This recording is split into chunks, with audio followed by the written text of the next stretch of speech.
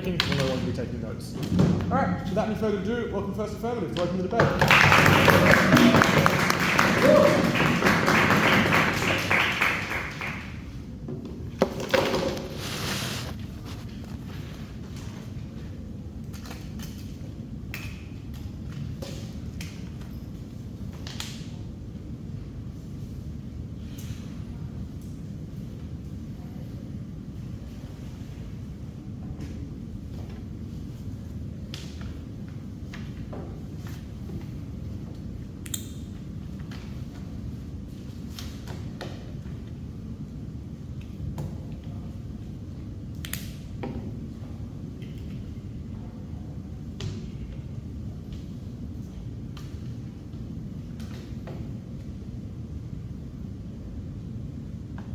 Note in this debate there is a symmetric baseline level of investment in just general climate change technology and climate change business. The clash and the comparison of this debate is that in our world the difference is that we channel and funnel the investment of mining corporations into critical minerals that are the prerequisite for unlocking most climate technology and most of the transition to green technology in things like amber and things like nickel.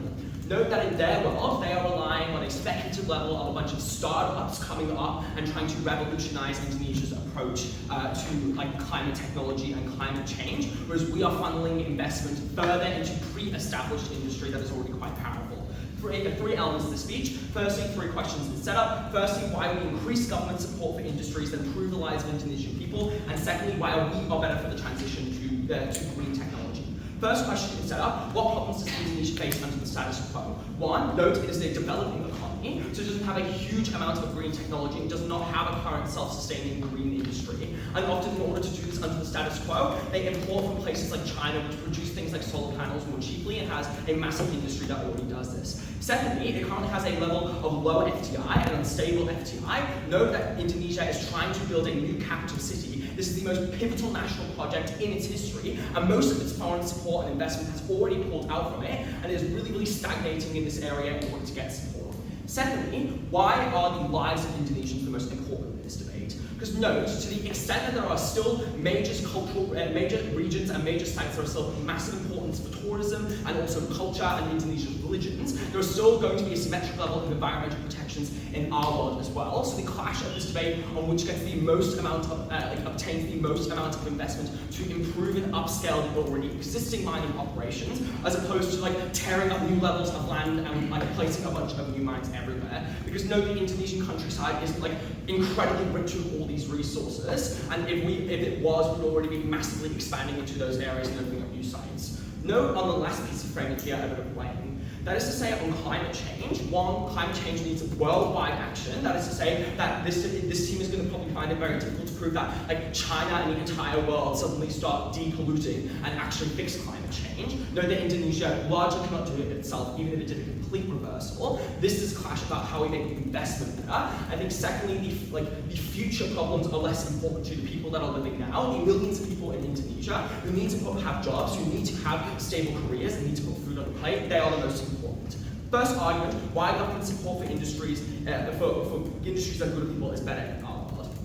What does government support do? And firstly, it gives direct economic benefits. That is to say, you get subsidies and things like tax breaks, so companies have the capacity to expand their operations. That is to say that in our world, it looks like things like upping production, hiring more people, the ability to reduce your prices and lower the cost per unit, so more people buy your product. As a result, you have having expanded financial capacity.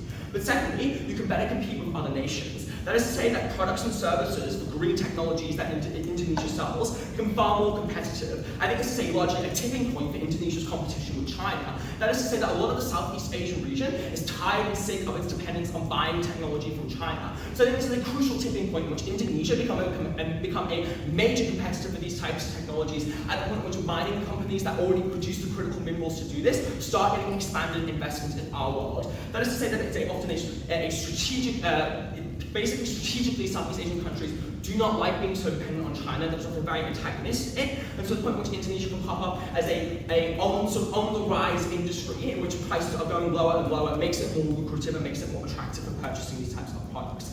That is to say that our world will make it more lucrative to buy from Indonesia, and that has flow-on financial stability impacts for Indonesia. Thirdly, on signalling, I think it tells investments, that this is the flow-on impact here, that there is sustainable long-term return on investment in Indonesia. That is to say that it's more secure to pump money into mining operations or critical technology innovations in Indonesia at the point at which it looks like the government is going to get in your way with massive amounts of regulation, is actually going to support you with things like tax breaks and subsidies and stuff like that. That is to say that companies are happy for green investment quite generally. Our world is pushing them towards doing it in Indonesia very specifically, and I think that means that Indonesia is going to be producing more of the minerals that are the prerequisite for a lot of environmental technology. So, why is there additional investment on our side of the comparative? I think firstly, when you're adding more financial capacity, this has a massive effect overall in terms of how many people you can employ to do your operations, how big those operations can be. Firstly, secondly, as I've said before, that minerals like this are a prerequisite to investment in the debate. This side is probably not going to be able to, not going to improve the status quo, which these minerals are quite expensive, or we have to import them quite expensively. And I think we need these types of minerals for producing things like solar panels, producing things like wind turbines. They are very rare and unique minerals and are quite expensive. But I think thirdly, note that the investment we are pumping is going into pre-existing established industries in Indonesia, whereas in their side, it looks more like pumping things into startups that are already in the handbook for Indonesia in order to try to get a level of innovation in terms of climate change. Okay, note here that Indonesia has a massive competitive advantage as a result of this in already pre-existing mining operations. We merely capitalise on this to the benefit of millions of Indonesians who are reliant on these type of industries in order to have a job, in order to have an income, in order to have a stable life. We think we benefit those millions of people comparatively far more on our side of the house. Second argument, why this is better for the transition, even if you don't believe the first argument. Okay, why are we still transitioning in our world? I think largely, when green technology in the green industry is established, it is cheaper in the long term. The crucial clash is who gets to that point of establishment the fastest and most efficiently via investment into the best type of industry. I think I've largely proven why we do that in the first argument here. But secondly, there is still lots of general international and domestic pressure. That is to say that Indonesia has already accepted obligations when it comes to the 2060 decrease in CO2 emissions. And so that's where this sort of the baseline level of investment happens in both sides of the house. One, in our world, we grow the industry that is crucial into producing the minerals that we need for these types of technologies. That is to say, there's more money and more capital to invest in extracting far more units of critical minerals that you need to produce things like solar panels in order to have any type of effort towards net zero by 2060. But secondly, we get more foreign direct investment at the point in which companies establish themselves here far more and can horizontally expand into other areas that look far more stable, that important for the green revolution. It looks like a company coming in to produce solar panels, now moving to also produce things like wind turbines or technology important for hydropower and stuff like that, because you're creating the signaling effect that the entire industry is becoming more sustainable uniquely within inside Indonesia as a result of the fact that the baseline minerals that you need to do anything are becoming far cheaper and are becoming far more lucrative within the economy. I think at the end of this, we increase the supply for the crucial types of elements you need in order to enact any type of climate reform or to essentially pursue any type of policy effectively here. That is to say that this has a global impact to the point at which a pretty major economy starts to enter the market in terms of producing cheap goods for things like green technologies and stuff like that. I think this makes Indonesia far more competitive and is able to compete against powers like China. And I think people in the Southeast Asian region start to look to purchasing these products in Indonesia, which has flow-on effects in terms of income towards Indonesian businesses, making foreign direct investment in Indonesian industry far more lucrative to the benefit of the millions of people who work in these industries in Indonesia. Really, really proud to propose. All right, thanks First Affirmative for that speech. We now welcome the First Affirmative.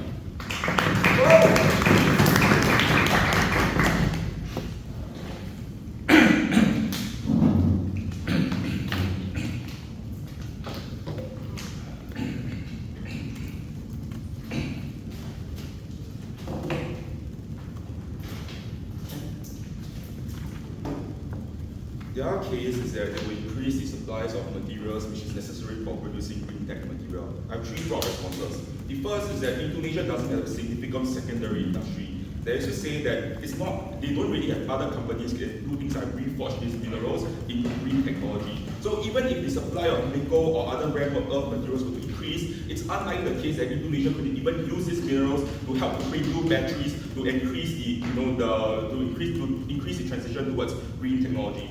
The second response is that the production of these minerals isn't going to go towards the domestic industry. It's likely to be exported out towards overseas companies, and yeah. But the problem with this is that any increase in supply of nickel or other rare earth minerals isn't likely to be the tipping point of reducing costs for other kinds of minerals out there. That's to say that there are two implications with this. One, if Indonesia really needs the minerals in order to transition towards green tech, they can simply buy these rare earth minerals already. We are unsure why it's the case that they need to increase the supply when it's the case that the increase in supply isn't going to be a tipping point in reducing prices. But the second thing to note is that this is rather going to be exported out, it isn't going to go towards the domestic industry. But the last piece of response I want to give you is that they claim that this will help introduce foreign investments about green technology. I'm going to explain this further later why this doesn't happen, but just very quickly speaking, the problem is that when they increase the reliance on coal manufacturing plants, when most people's lives and jobs are reliant on coal because now coal becomes a bigger part of the economy, is when it's way harder to transition, which means that this incentivizes green technology companies from coming into Indonesia at the point where the demand for the transition is going to be small anyways. First argument then, why is it unlikely to help the transition plans, and why is it likely to worsen the environment of Indonesia? I want to note that as a premise, it's very easy for these captive coal plants and nickel producing facilities to often achieve their amber status, to receive things like tax incentives because of two reasons. I mean, the main reason is because regulations in Indonesia are weak. The first reason for this is, as a developing country, corruption is something that often happens. Let's just say that often there's large amounts of corruption in Indonesia. The political elites of Indonesia have often been fighting. Corruption has always been a big issue during political debates and political campaigning. The problem with this, therefore, is that your coal plants and your nickel producing firms, whatever, can do things like often bribe government officials to show that they have met the standard of this amber status, or they can do things like, for instance, manipulate data in order to say that they have achieved this standard so that they can receive things like tax incentive and tax breaks.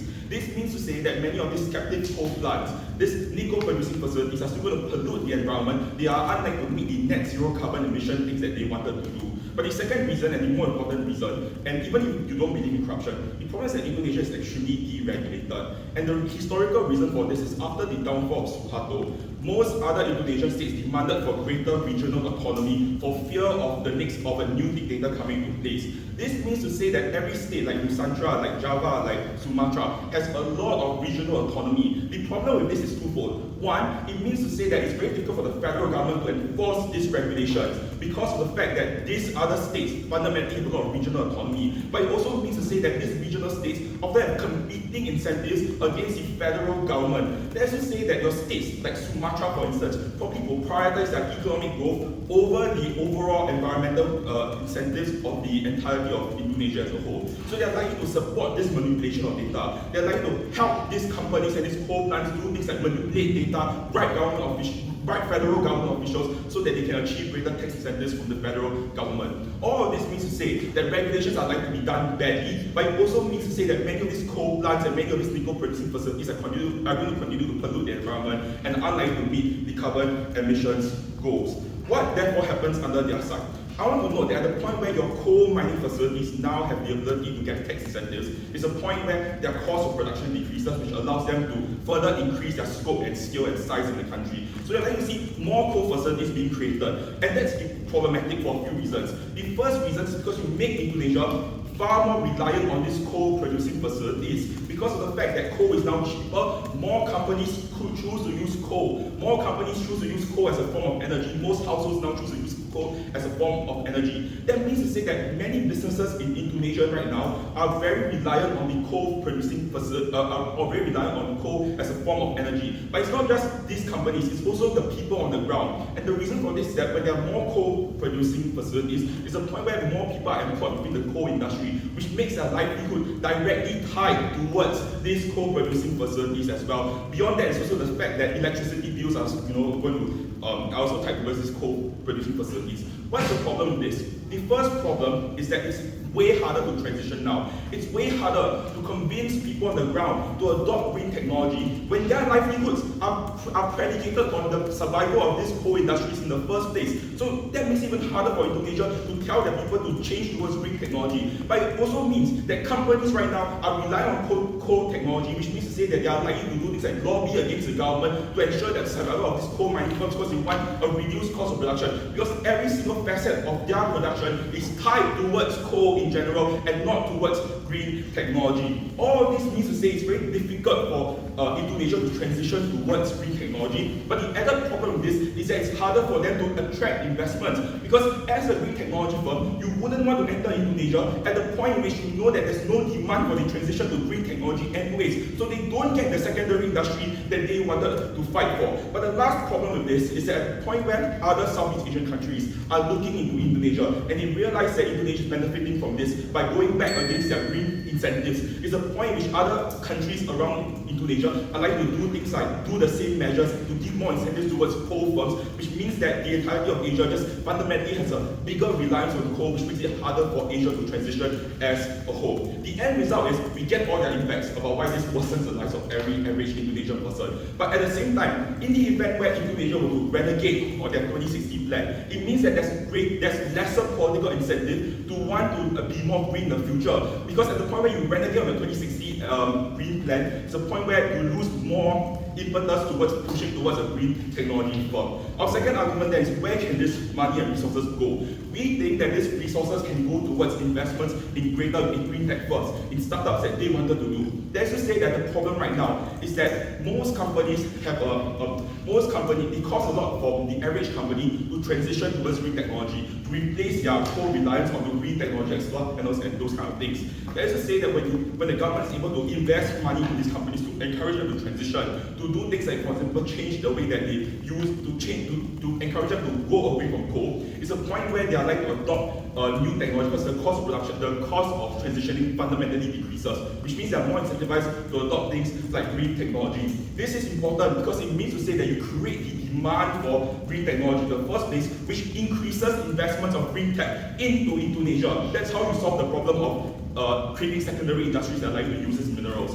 That's to say that at the point where we are better able to put this money into these incentives, it's a point where we are more likely to make these companies go more greener in the first place. So the allocation of resources is far more effective under our side of the house, because we are able to put more resources into companies to encourage them to adopt green technology. For these reasons, propose.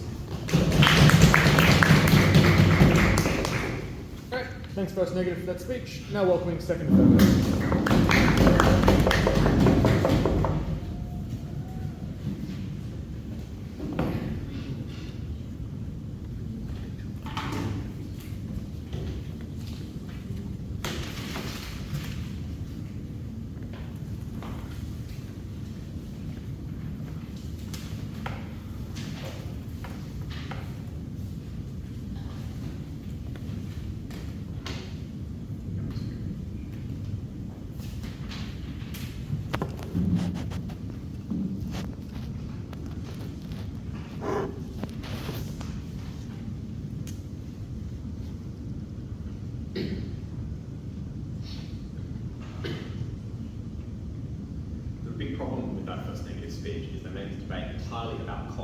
Missing the keyword in the info slide, that the only amber projects that are in this green book are captive coal projects, which means they operate off-grid, and that is incredibly harmful for their case, for a couple of reasons. Firstly, it means these coal power plants don't exist to sell power to the domestic demands of Indonesian citizens, which is where they make the majority of their money in the status quo by selling to hundreds of millions of Indonesians. They can only operate off-grid for specific companies. But secondly, and an important observation, Indonesia makes more money selling coal than they do by burning coal to produce electricity. That's because the demands for coal are high, as China is shutting down a lot of its coal plants. A lot of other countries are shutting down a lot of their coal production as well, which means you make more money selling it. And as Indonesia comparatively have low currency value, which means you make more money from exports in the future. That is incredibly important, because on their side, that is where you encourage companies to go. You don't give them an incentive to instead mine rare earth minerals that you need to produce green tech. They will go where it's most profitable, which is just mining more coal and selling it to the rest of the world. world. But the other observation in this introduction, no response at all to our material from first Affirmative about, firstly, why Indonesian citizens are the most important in the debate and we all prioritise them, and secondly, about how we make lives better for those citizens by investing in industries that are more likely to be productive, more likely to lead to jobs.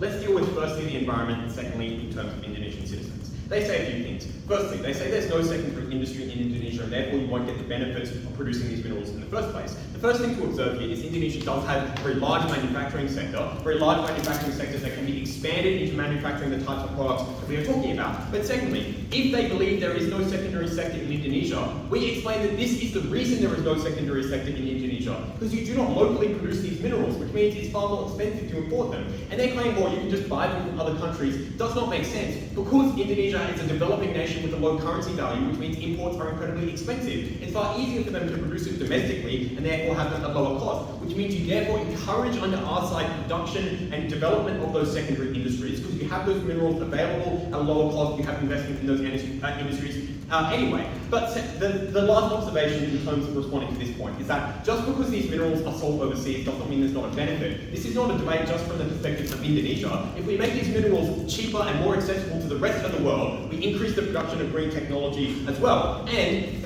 the other corollary of that is by exporting these minerals, we make more profits for Indonesian citizens, as we explained in our investment argument. They say, well, it won't make these minerals cheaper. But as I've explained, you don't need it to just be cheaper in Indonesia. If you're selling it overseas, that makes it cheaper for the rest of the world and increases production of those materials. But also, obviously, it does make it cheaper for Indonesia. If you're producing more of these domestically, it lowers the cost because you have more supply of those goods. They say, the other thing is that you can do other things as Indonesia to keep production of those minerals if you want to build a secondary sector. You can regulate its government to make sure that not all of these minerals are exported overseas, so you have capacity to produce some of these things domestically. But thirdly, and importantly, as we explained in Owen's speech, other Southeast Asian nations that do have these development sectors, countries like Malaysia and like Singapore and like Taiwan, they are likely to form agreements with you because they want access to these minerals and don't want to have to rely on China for these minerals, which means you can make agreements to buy technology off of them if you provide them with raw materials, agreements that you do not have capacity to make under the status quo. Then they say, well, this is just reliance on coal and it's difficult to transition away. I've already explained why this is likely not the case in my introduction, but a couple more responses. Firstly, we changed mining in the long term. We changed mining to be away from coal because we incentivize more mining industries to invest in rare earth minerals and nickel at the point at which they firstly get government subsidies and secondly get a signaling effect from foreign direct investment that this is an area that the government is unlikely to regulate out, is an area that's likely to be stable for your investment in the long term. But secondly, we explain you need these industries in the long term. These are the industries that are likely to survive because as we continue to need to produce things like computer chips, etc., continue to need to produce solar panels into the future, these are the industries, the metals that you need to produce them, which means they are long-term sustainable compared to coal, which people are phasing out into the long term. We explain that these industries are far better.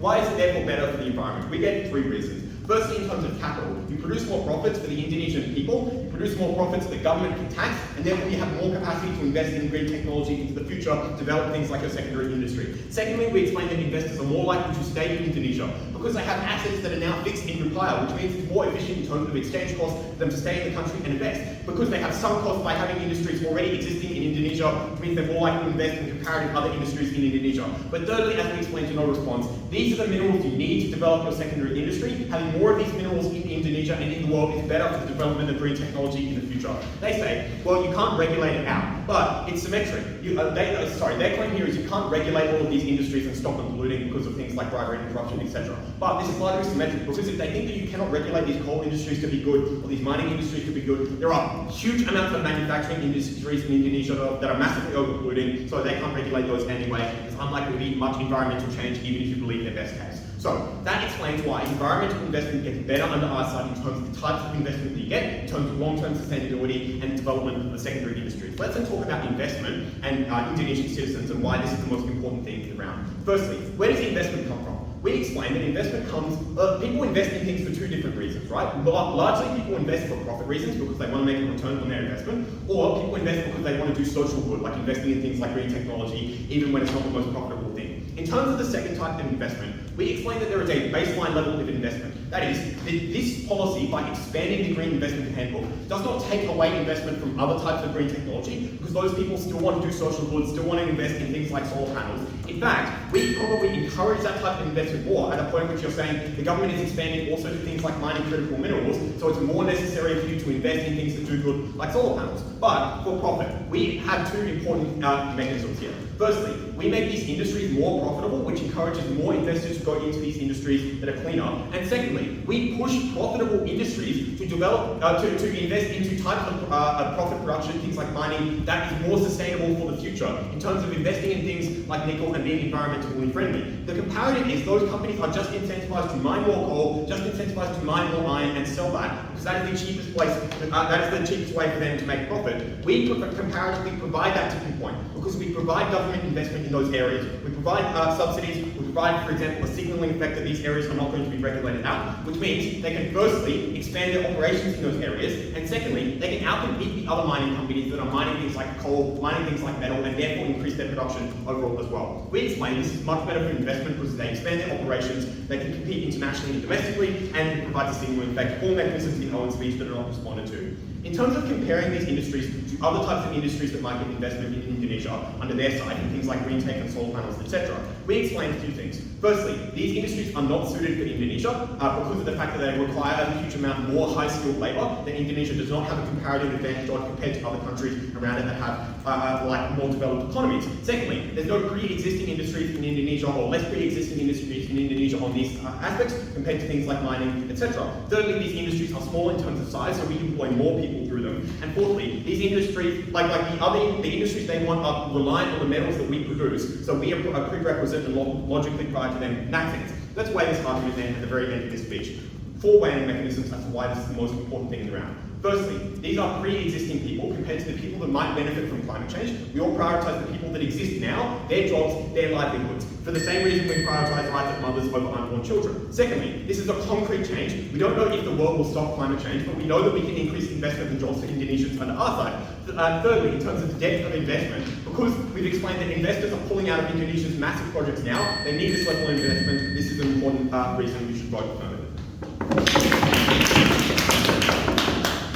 Thanks, second affirmative for that speech. Now welcome second negative.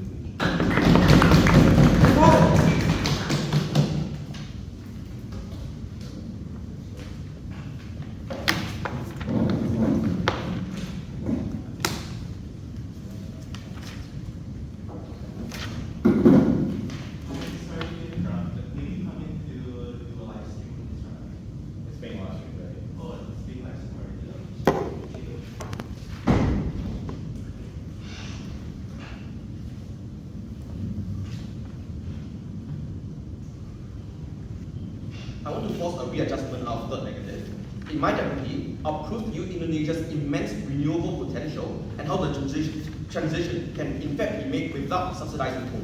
I will do so by using undisputable facts about Indonesia as a country, so it's better for third negative to just do the job as opposed to direct refutation.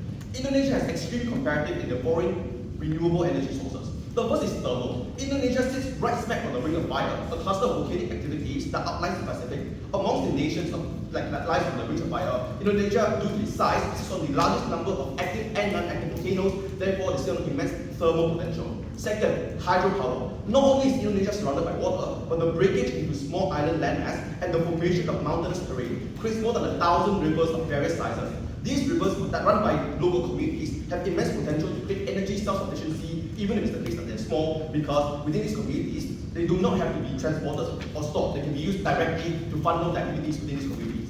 Third, solar power. As you can tell clearly from the heat, Indonesia is right smack on the equator. This means that they receive strong solar intensity and they do so year-long. Fourth, wind energy. Every year when rural farmers exercise /urban agriculture, the smoke turns into haze that is blown thousands of kilometers away into like Singapore and Malaysia. I think that people would know this. I think this is due to Indonesia's immense wind potential. Fifth, biofuel. Indonesia is a major producer of agriculture and by extension, a lot of agricultural waste products like corn shells and palm oil residues. Even if it's the case that biofuel is expensive to make, the abundance and quality of biofuel materials tremendously bring down its price.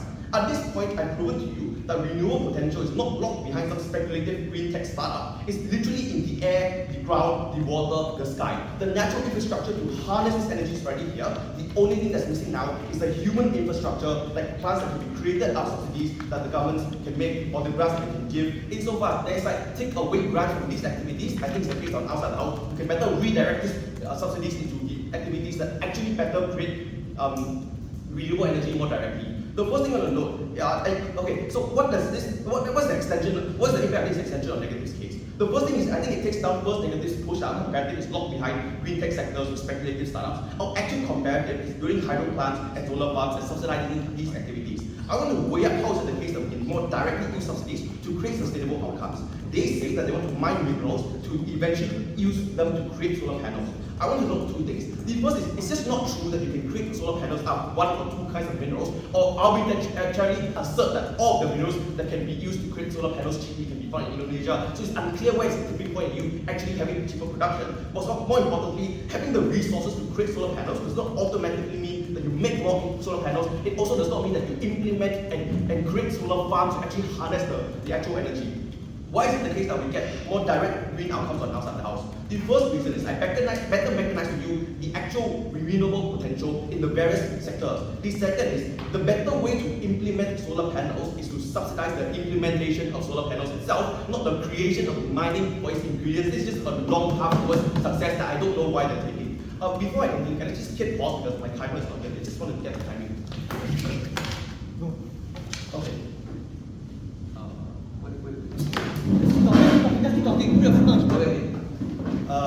The second question I'm going to ask is, this debate, where does the delta in subsidies make? Because this debate is not simply about like what is good and what is bad. It's about when you channel money into different activities, what is then likely the delta? Why is it the case that coal does not need all these subsidies from their side of the house? The first thing that I want to note is this is unlikely to be the tipping point for coal. And the reason for that is because Indonesia's economy is growing just fine, and then the Indonesian people are receiving investments nonetheless because it's a growing economy, because cost of labor is cheap, because of the fact that it's like unmet demand, because of the consumer middle class itself is growing. So I'm not quite clear why it's the case that they create the massive kind of upliftment that they're talking about. It's likely to be the case like big firms still invest and come to Indonesia to do business as what we're doing now debating here. The second is I think the coal infrastructure is already there and is clearly profitable. So what that means is that they can obviously rechannel the profits that are made up until this point to go into all the initiatives that they're talking about. So it's unclear why it's the case then that subsidies set the tipping point for them to access the apex. It's likely to be the case on outside house. We still have the formation of the captive plants. It's likely to be the case that we have mining to some capacity. But what is missing now is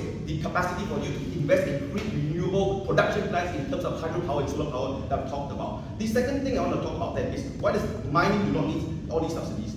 The first way is, I think there is, it seems like insofar as there is such immense potential from solar power and there's immense interest from everyone around the world, it means that foreign investment is going to likely to come in to get the most out of these solar resources anyway. I want to flip and talk about the comparative, because the renewable sources of energy that we talked about only directly benefit the people within Indonesia. So the US is likely to invest into getting more mining out, like to get minerals to create solar panels. It's unclear why the US would invest in your local dams and local solar farms that directly channel the message to the people that actually live there. Insofar as that's true, the missing actor here is the Indonesian government in channeling subsidies and grants into these local projects that directly benefit the people. I want to also note that there's a negative externality that we have to consider. Mining and coal production is extremely dangerous and harmful to the local environment and the local people. It pollutes the water, it pollutes the air, it uses life expectancy and increases child mortality rate. I think the comparative on our side is that we actively uplift these communities out of coal reliance. So even if it's the case that coal reliance is a thing and it's potentially profitable, it's unclear why it's a good thing. I think on the comparative, making sure that your people actually live good lives, healthy lives, is something that's more important as well as the speculative nature in terms of economic growth far down the future. Insofar as that's true, I think the sources of renewable energy that we create is far more productive. The next thing I want to talk about then is why does the green sector then both require and deserve these subsidies? As I've talked about to you before, it's likely to be the case that the delta in terms of investment towards the local development of these plants is higher than the delta in terms of injecting it in mining, because there are other actors out there that are likely to care about mining. But beyond that, I want to break the symmetry of the lack of regulation, because insofar as a regulation might be symmetric, on our side of the house, if it's the case that the sources of energy that we use do not create negative externality, even if it's the case that we don't have regulation, it's likely to be the case that people are less harmed. On their side of the house, they have to make the trade-off because the sources of energy that they use directly and certainly hurt people, so therefore the lack of regulation is something that is a fundamental exclusive harm that they have to answer for. I don't think they're able to do that at this point of time. The last thing is, I think the overall reduction of pollution that we are able to create on our side, beyond just the benefit of transitioning into renewable energy, something that's likely to benefit Indonesia as a whole, given that on net, pollution just hurts people and also deters investors and worsens international relations with countries nearby. I'm going to talk about now the way that their deputy specifically used to potentially break up the debate. The first is, I don't think our people comes later. Our people actually comes now, and in fact it comes down more directly because they live in these local communities because they're actively harmed by these mining and coal activities in the very first place. Instead of what we're able to uplift them out, I think our people are benefited more quickly than on their side of the house because their side of the house require on bigger macroeconomic activities to trickle down that only happens much further down the line. It's unclear why Indonesia in particular will remain the actor that can do this, given that other nations will change as well. So their side is dependent on all the other nations not doing mining or not doing coal, but outside the house, independent of what other nations do, we're able to benefit our people. The second is on actual concrete change. I think on the web, it's actually fair that on their side of the house, there's still a degree of speculation, whereas on outside the house, I've proven to you why the infrastructure for renewable energy is already there. In so much you tap into them, you get that immediate benefit. For all these reasons, please start with negative.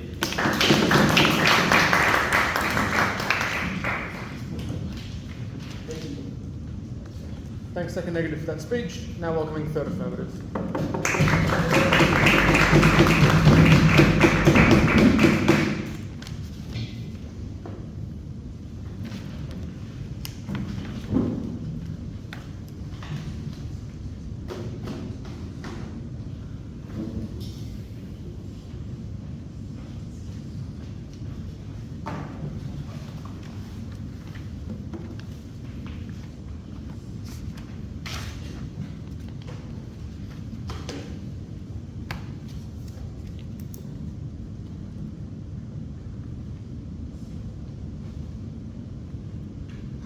I would like to point out at the top of the speech that they need to prove three things to prove their comparison of things like tech companies and startups working in this debate. Firstly, they need to prove that there is an increase of these startups on their side. Secondly, and importantly, they need to prove that these startups succeed and are effective. And thirdly, they need to prove that this is better than the alternative of things like providing more jobs, things like giving enough money to people in this debate that do not have money to put food on their table. Is there an increase of these companies, first of all? First thing they say is that you have less funding for these companies. I'm not completely sure this is true. Presumably that this has been in place for a long time. These projects will probably get priority over other projects because this policy has been in for a long time and companies have already bought into these projects because it already exists in the status quo. But secondly, these are probably going to be green projects as opposed to amber projects stated in the info slide. So these will probably most likely get priority even on our side of the debate. So I think we get in the vast majority of cases most of the companies that they want to talk about in this debate. But secondly, let's talk about do these tech companies succeed? And what they tell you is that they tell you potential exists, things like thermal, hydro, solar, and green energy. But I think importantly, they explain that there exists some level of energy, but not the technology or the capacity to harness this energy in the first place. Because you need things like technology and infrastructure to harvest this energy. You need things like semiconductors to use in solar panels. And the problem is not actually making these semiconductors. The problem is researching these semiconductors and knowing what to put in them. Because other countries keep these information very close to their hearts because they believe it is very, very important to their own green transition. So to be competitive with other nations, you need to be able to research these things. And by this own team characterization, this is a country that doesn't even have a functioning secondary sector. I want you to think about how plausible it is to actually have a sector that can do research, can do tech, to have startups for these kinds of energy in this debate. And I think the type of technology that exists is things like carbon capture technology and solar panels and things like geothermal capture, which is very, very difficult and requires a significant amount of investment. And the intuition comes to this is that other countries who are developed haven't necessarily found solutions to these things yet. So I think it is very, very difficult that they're able to unlock this potential on their side.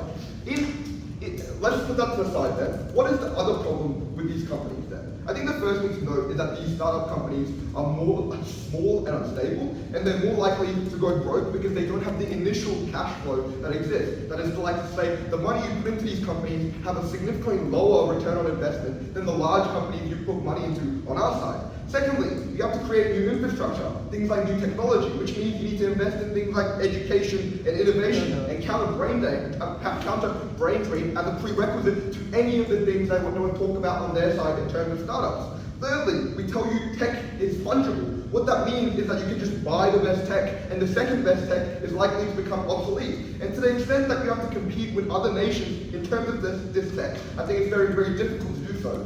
Note the comparative on our minerals, where there is a limited amount of these minerals, where tech can just be shared all over the globe. So there is always going to be demand over your minerals, but the quality of your goods is not dependent on innovation. So people will buy your nickel, people will buy your copper, regardless of how technologically advanced you are in creating this nickel and copper. But lastly, we tell you you can't make solar panels, they tell you that you can't make solar panels out of one material, so you can't actually, mine and use these things. But we tell you if you have the critical resource of silicon for these solar panels, we tell you it's significantly easier to make these things and to create a secondary industry. And I think that flips a lot of the materials that they have about secondary industries, because it's a lot easier to produce solar panels when you don't have to pay tariffs or transportation costs on boats to be necessarily able to access these things, to be able to access the resources to create these things in the first place.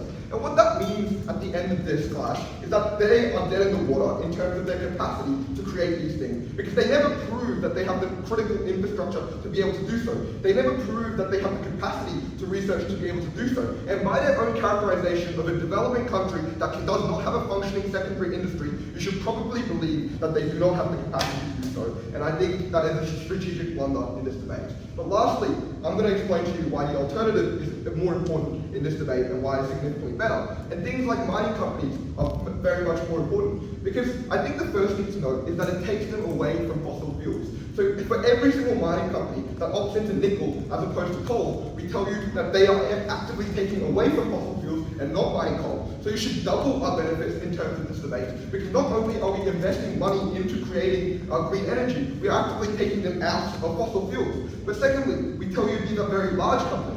So moving one of these companies out of fossil fuels is very, very significant in this debate, as opposed to the potential of one or a few startups succeeding in this debate, which may or may not create good impact for Indonesia as a whole. But thirdly, we tell you there is significantly more geopolitical stability on our side, to the extent that countries in the Southeast Asian region are less reliant on China for these resources in this debate. And what that means is that you should probably believe on our side that we are able to unlock all of the things that they want to talk about in terms of being able to have power over, in terms of being able to have soft power, but also doing things like protecting the environment, because we're no longer mining coal on our side, which they tell you has such significant demand that it is likely to happen. So it likely does happen on their side anyway, because so many people are using coal. We're actively able to change the incentives of these companies and move them away from these companies. So what projects are actually invested in absence of these policies? We tell you, in the cases of companies mining rare earth metals, mining companies are often going to mine fossil fuels on their side. One, obviously, because they have already pointed out that there is huge demand, but secondly, we tell you there is things like existing infrastructure and existing expertise that are already risk averse. But what we're able to do on this side of the debate is change the incentives. We're able to change the calculus for these companies, because we are pushing companies to have to take on less risk to go into a new industry, because we're providing things like subsidies. And what that means is that on our side, they're likely to swap from fossil fuels to transition emissions, or at the very least, dip your toe into it. And not only do we get green investment, we're also stopping these mining companies from doing other things. Let's talk about corruption in this debate. First thing they tell you is that this is deregulated, and any company will able to apply for this. I think the first thing to know is that there is probably public backlash if this does happen. Presumably we are in Indonesia, and quite a lot of people's houses are literally going down underwater, and people are quite sad about that. And so there will be backlash if they are preventing climate change from occurring, or the other way around, allowing climate change to occur. But secondly, if this level of deregulation and corruption exists. I'm not sure why other companies can do this on their side. They can just lie about being a startup if there is such a rampant corruption like they categorize. I'm not completely sure why this is unique to things like captive coal plants in this debate. But let's lastly talk about Indonesian companies and jobs, which we are already winning on in this debate. Because we tell you companies want to do green tech because of the optics that they have. So if both coal and green tech is equal, green metals is equally profitable, they're going to choose green metals, and things like all of the impacts that we tell you about people being hired on our side, as opposed to the startups that may go bust at any moment on our side, or on their side, is going to be beneficial for us in this debate. Because we tell you people are going to be hired, this is a lot more concrete of a benefit because it doesn't go bust over time. And we tell you that people working in mines are a lot more vulnerable than people working in tech startups. Very, very proud of those.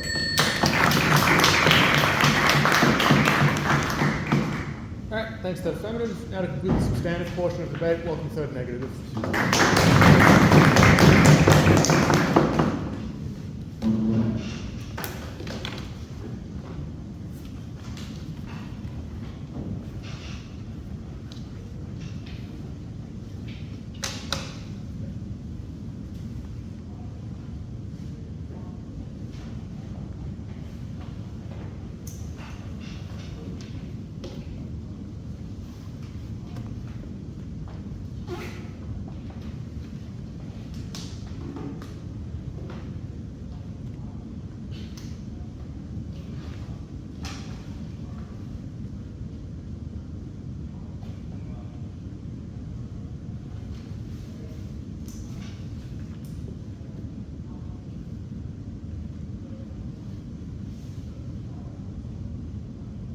I'm going to prove two independent paths to victory for side negative in my speech. Firstly, I'm going to prove to you one would better for investment in Indonesia as well as Indonesian people's lives in the long term. Secondly, I'm going to prove to you why we successfully sunset the coal industry both in Indonesia as well as regionally, and that's probably just a good thing for the environment and people don't die from smog, both in Indonesia as well as from Singapore from what his economy. Firstly, on the coal industry, we told you that you entrench the economic and political lobbying power of the coal industry at a point in which the coal industry has more capital, at a point in which the coal industry controls more jobs and therefore more people's lives. Your only response to this was this like ramble or like captive coal being off-grid, so it doesn't actually harm people.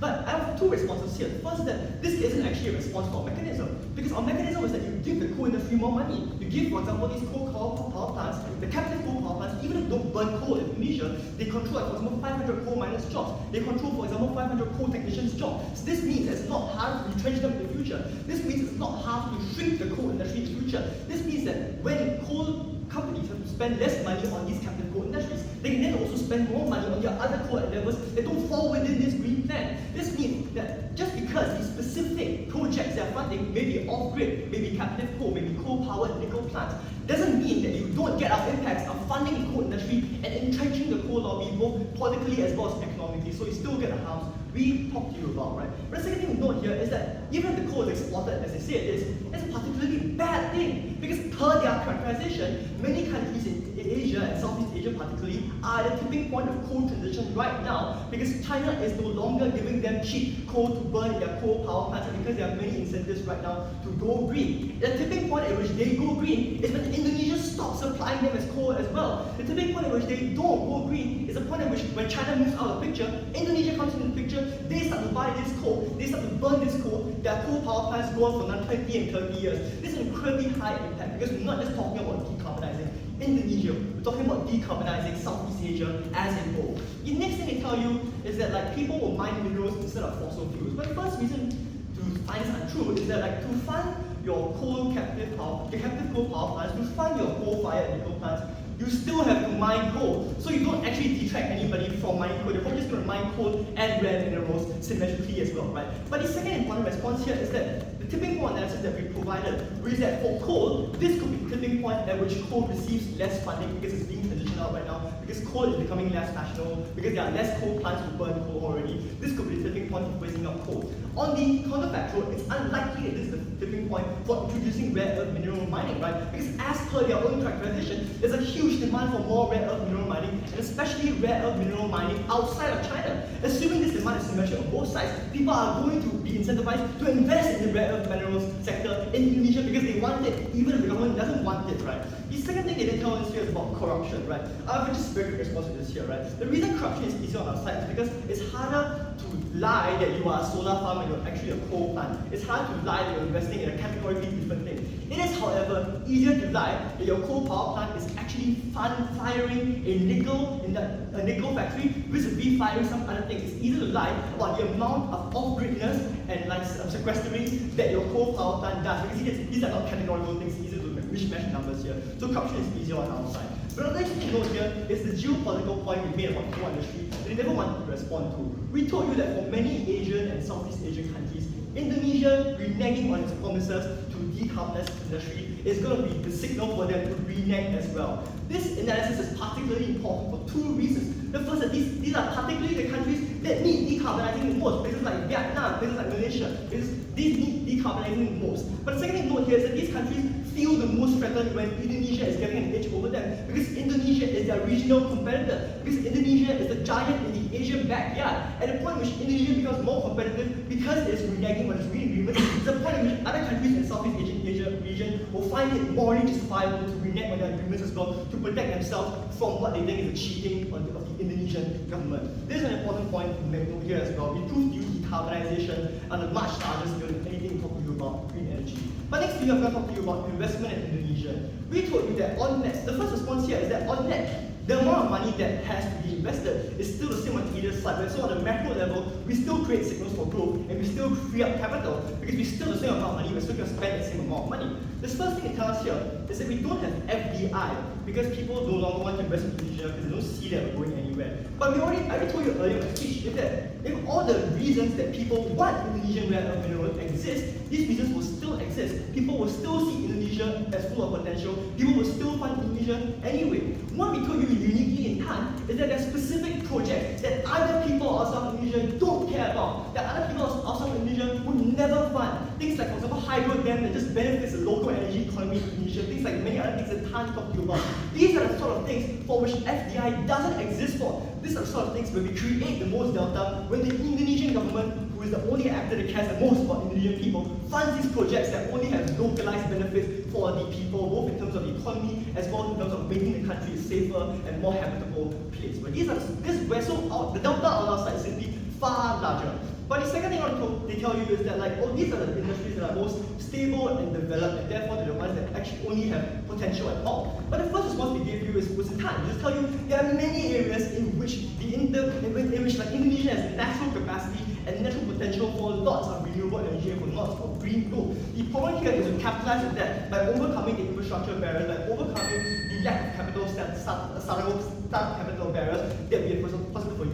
We got no response to this from government about why this potential isn't actually potential. But we told you that on your side, you actually create a negative signaling effect because you show the world that you're still trying to fund and help the sunsetting coal industry. And this is particularly bad for two reasons. First, it turns away investment as a whole because they see you as pessimistic, they see you as backward-looking rather than forward-looking in the green sector. But second reason is it turns away green investment because when other investors outside see the coal industry being entrenched, see the coal industry being enriched, they see it as much harder to penetrate in the Indonesian market with their green technology and their green investments, and they therefore are more likely to pull out. You may signal some more investment, but you signal away the most important green investments they want to get outside the house. The second thing I can tell you is that Indonesia has no resources at all. But so the first reason, I don't know here there's a tension in their case, because they say they want to do things like research and very heavy capital intensive stuff, but they say there's no infrastructure and no irrigation at all. And you can't buy any of the research benefits because they sort of take down their own mechanism by showing you have no capacity, right?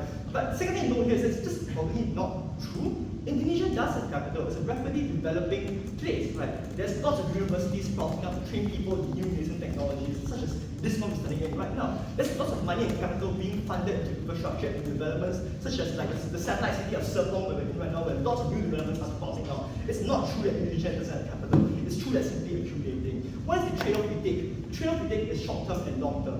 In the short term, you possibly depress the industry because you hit the incumbents and you wait for research, infrastructure, and growth to materialize. But in the long term, when green tech materializes, when rare earth mining materializes, I told you it's likely to materialize because incentives are symmetric on either side.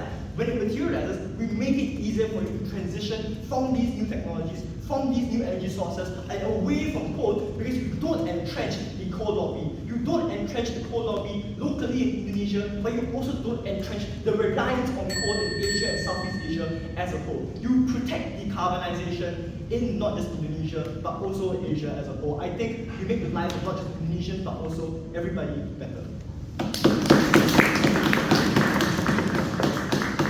Alright, thanks to the negative for that speech. Now welcoming the negative reply.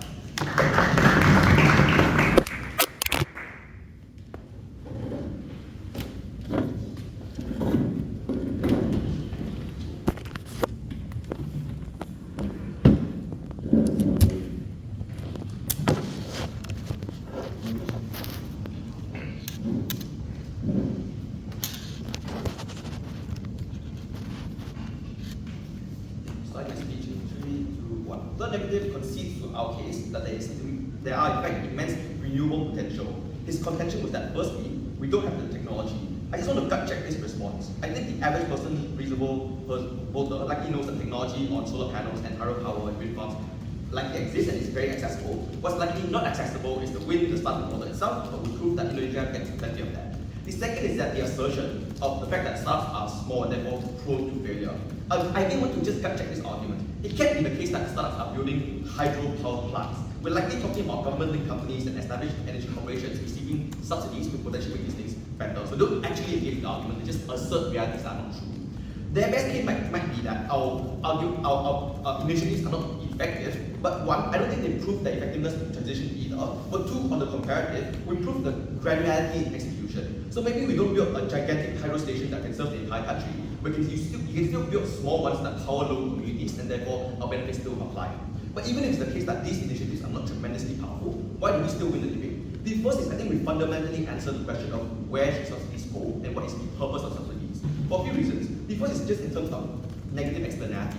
We ought not to continue to fund initiatives that hurt people, especially the ones that are not likely to benefit from those activities, because of the fact that these people who are dying because of pollution likely don't really receive the rewards out of your nations moving forward. It's likely to be the case that your executives are the that owns a coal company likely comes out on top of that capacity. But second is exclusivity funding. We need to fund initiatives that are likely to be fruitful in the future once we get there. So maybe it's hard to get there, but that is the purpose of government grants and funding in the very first place. And this is also where we break the symmetry in corruption. Because they say if there's corruption, it doesn't apply to debate. But in Asia, I guess the point here is to live with corruption and get the most out of it. I think we are already giving you the clear data. The first is that it's just harder for companies to lie. So maybe corruption exists on outside the house to make it so that it's marginally clearer that we have the capacity to regulate to some extent. But even if the case that regulation is complete failure, I think there's just a much harder time for a hydro station to go wrong and hurt people as opposed to mining and coal activities. I want to also note that beyond that our debate about subsidies, we also win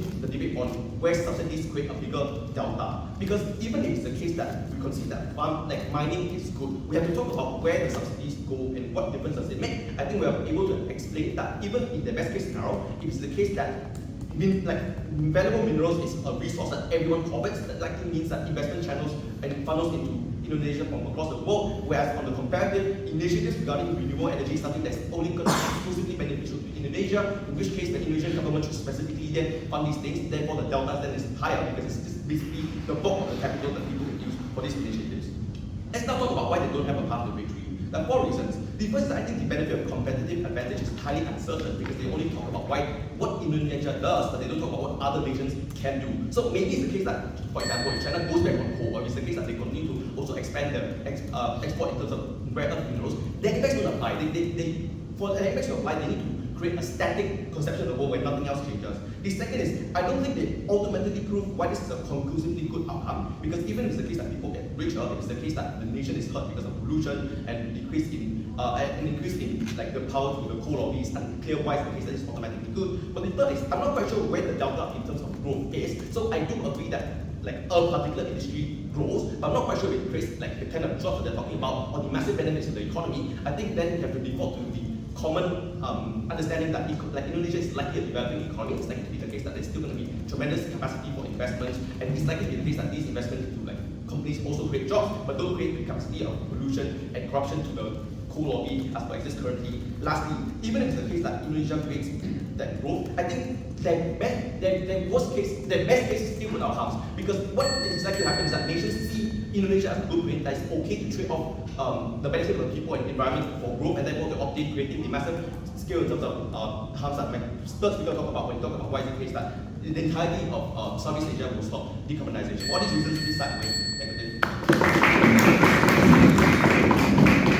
Okay, thanks, negative reply. Now to conclude the debate, affirmative reply.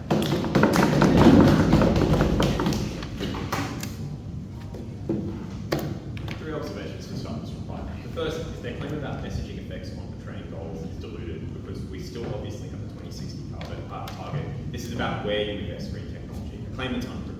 Secondly, they cannot just say things are tipping points, or could be tipping points, or might be tipping points, and then not respond to the underlying mechanisms that are provided. None of our mechanisms for why this increases rare earth mineral production are responded to. Things like it's cheaper to expand operations, outcompete internationally and domestically, and the signaling effect of stability. And in fact, they concede the third idea that companies will mine nickel instead of coal, so that means our mechanisms are conceded in the ground. But thirdly, this is a debate about investment in private industry, not about the government building hydropower dams. And the big problem for this negative team is that they never prove that this is likely to happen. They never prove that a hydropower dam is likely to be something that is profitable for companies to invest in as a result of these subsidies. They don't prove that any of these things will happen. They just say it could possibly happen, and if they do happen, it would be good. And that is really where their case falls down. Two questions then. Firstly on the Indonesian people, secondly on the environment. On the Indonesian people, note the weighing here, and their response to all of our weighing metrics we provide is that while the environment helps people right now as well, and therefore we should prioritise that. But as we explained clearly down the bench,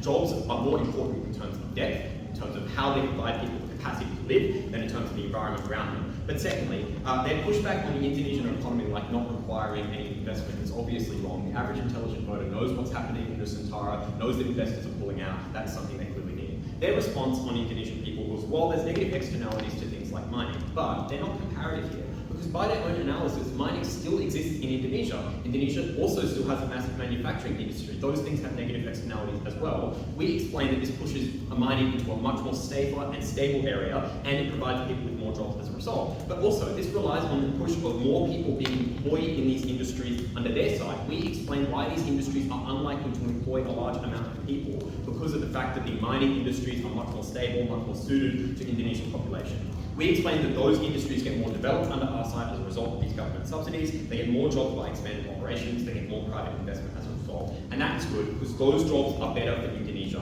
They are bigger industries, they're more suited to the Indonesian population, and they are far more long-term, which means the benefits to the most important issue fall on the affirmative side of the debate. Let's then talk about the environment. The first question here is, does this increase the number of successful companies under their side that produce environmental technology? They explain that there's a lot of energy to harvest, but they also claim there's no secondary sector to build the technology that you need to harvest this energy. So their case is really in tension there. That these projects that they want to build need to be profitable in order to be invested in, because this is not just about the government building these projects. If it is their case that you do not have a secondary sector, you also need to buy all of the tech to create these projects. They have huge upfront costs. And if you think about these projects like building green technology, building green energy, they reduce power prices in the long term, so they're long-term unprofitable. Compared to our side, we explain the mining industry is profitable because you can sell those minerals to other countries that don't want to have to rely on China for these minerals in the future. They want the stability of that. You can form agreements to buy green technology of those companies that are more countries that are more developed than you. Which means they don't prove that they get the good projects under our side. We have a far more certain benefit under our side. But we also explain that the comparatives are better because we still get the projects that get the best types of investment because these are still part of the green investment handbook on our side. And we explain you need these minerals both domestically and internationally to produce green technology, and you have greater capacity for capital investment as a result of building your technology, as a result of building your economy further through the analysis that we give you in the first issue, which means comparatively we have more capital to invest in these types of projects. The last very brief question here, is it harder to sunset coal? The first problem for their case is they never proved that sunsetting coal happens on their side because they never proved that these industries like hydropower, etc. will be able to outcompete the very cheap coal industry. But as we explained, we make coal less competitive by encouraging mining companies to invest in things other than coal and to dig other things like nickel out of the ground. Saying it is a tipping point does not prove it is so. You should vote for the affirmative.